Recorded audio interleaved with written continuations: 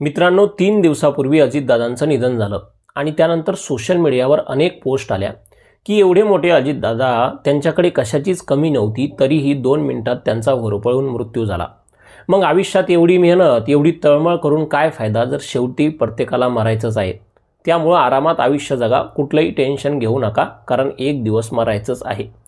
त्या सर्व लोकांना माझा एक प्रश्न आहे की तुम्हाला काय वाटतं की 28 जानेवारीला संबंध भारत देशात फक्त अजितदादांचंच निधन झालं असेल का? किंवा मागच्या 2-3 दिवसात पूर्ण भारत देशात फक्त अजितदादांचंच निधन झालं असेल का? तर नाही. मागच्या 3 दिवसात संबंध भारत देशात 10,000पेक्षा जास्तही लोकांचं निधन झालं असेल. कदाचित त्यामध्ये अनेक युवकही असतील जे आयुष्यात खूप मेहनत करत होते, पण दुर्दैवानं त्यांचं निधन झालं. पण सर्व प्रसारमाध्यमांवर, मग ती मराठी असोत, हिंदी असोत, संसद असोत, प्रत्येक गाव असो, प्रत्येक जागेवर चर्चा एकाच व्यक्तीची होती, सन्माननीय अजितदादा पवार. प्रत्येक माणसाच्या डोळ्यात अश्रू एकाच व्यक्तीसाठी होता, अजितदादा पवार.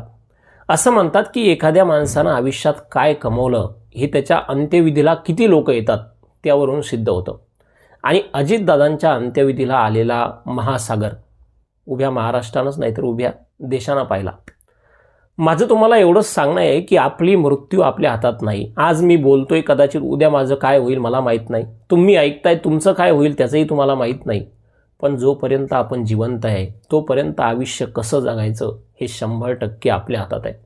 आणि त्यामुळं कधीच मृत्यूचा विचार न करता आपल्या हातामध्ये असलेला प्रत्येक क्षण आपल्याला आपल्या परिवाराचं, आपल्या समाजाचं आणि आपल्या राज्याचं, देशाचं भविष्य घडवण्यात कसा सहकार्य करता येईल याकडे जर प्रत्येक युवकानं लक्ष दिलं तर तो खरा संदेश अजितदादांच्या जीवनाहून आपल्या सगळ्यांना मिळतो.